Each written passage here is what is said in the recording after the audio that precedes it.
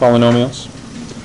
Okay, and if we start, you should recognize the process. Again, I'm going to talk through the process of how to do this by hand. Then I'll show you the calculator way as well. I don't care which way you use. In all honesty, sometimes doing it by hand is faster than trying to enter everything on your calculator. So if you can follow along and apply it by hand, it may save you some time.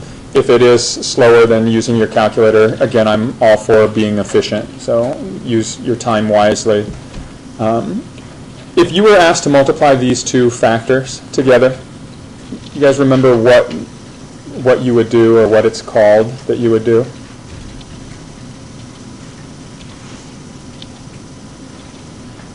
It's really called the distributive property. If you multiplied this first set of terms times this second set of terms, you just start with your first term and multiply it through. So you're distributing. 4x times x is 4x squared.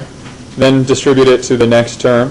4x times 2 is plus 8x. Then you can move to the second term here and distribute it. 3 times x is plus 3x.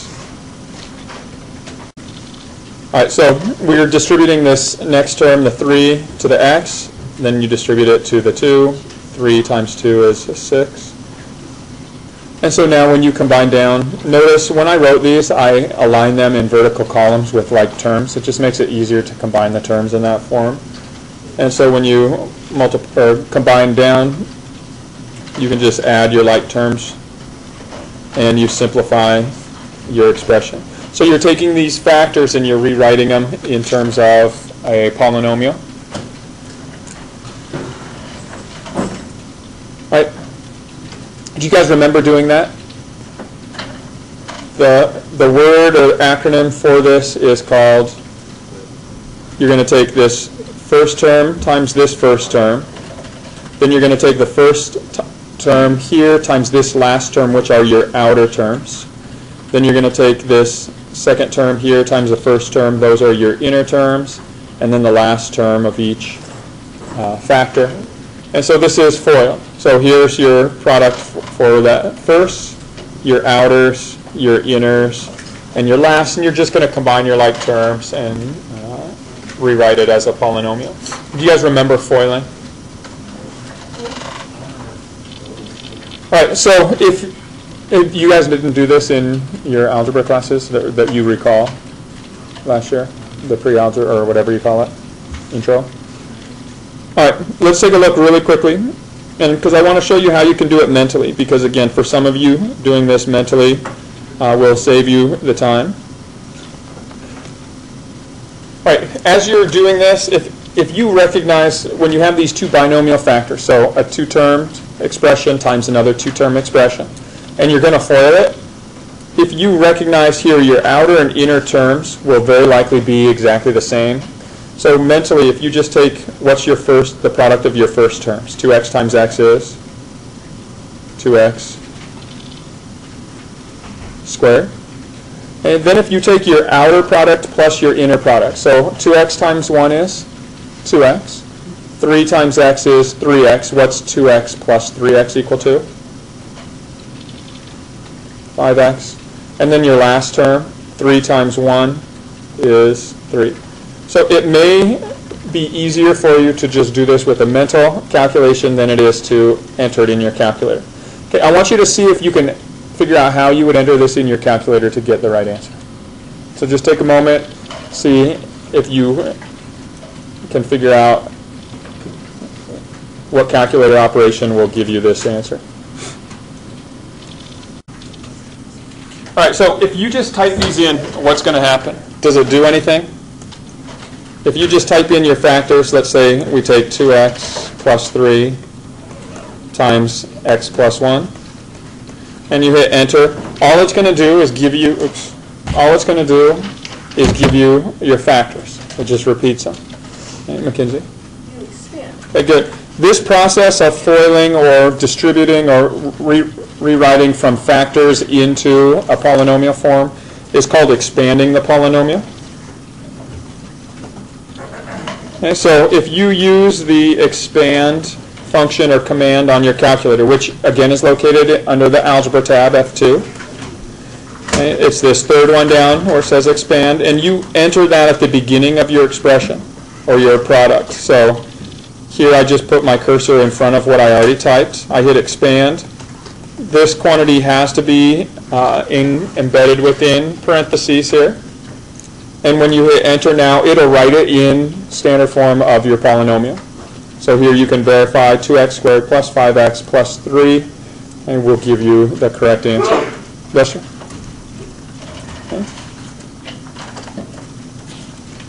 All right, so what I want you to do just very quickly is see if you can expand the following.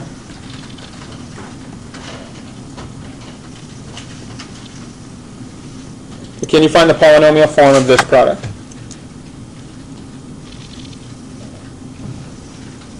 If you're doing it mentally, you may already have the answer now. Again, this is one of those where if you can do it mentally, it may be quicker.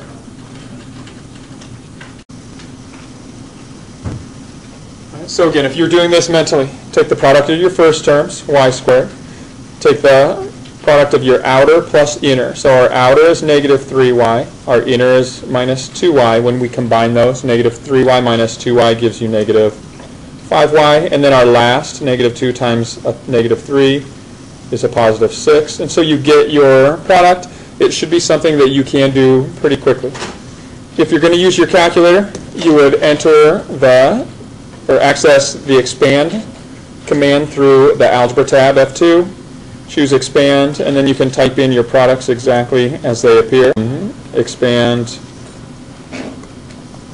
y minus 2, y minus 3, close it off, and you see it verifies y squared minus 5y plus 6. Okay, now this works also for non-binomial, so if you have a 2-term times a 3-term, or even a 3-term times a 3-term, you can do, again, the same kind of thing. Okay. If this was your product, you could either distribute. So if you're doing this by hand, you distribute your x through each of those terms. So x times 4 is 4x. X times a negative 2x squared gives you minus 2x cubed. And x times an x is plus x squared. And then you can move to your next term, the 3, distribute that through. 3 times 4 is 12. Again, there's no constants here, so I can reorder or put those in a separate column. 3 times a negative 2x squared is negative 6x squared. And 3 times an x is positive 3x.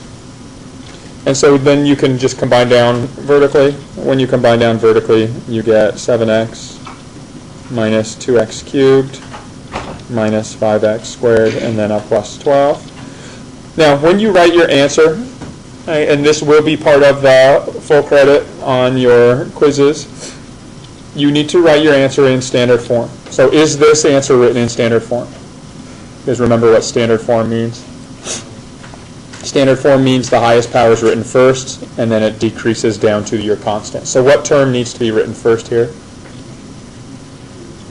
The third degree term, the negative 2x cubed, followed by minus 5x squared, followed by plus 7x, and then the final term is your constant. So this would be your correct form. And now, would it be more efficient to use your calculator on this one? Probably, because the keystroke pattern for entering this in your calculator, hit the Algebra tab, choose number 3, expand, type your factors exactly as they appear, x plus 3 followed by 4 minus 2x squared plus x, close it off, close off the expand, hit enter, and your calculator will automatically put it in standard form for you. So this confirms our answer, negative 2x cubed minus 5x squared plus 7x plus 12. It verifies that you did it correctly by hand.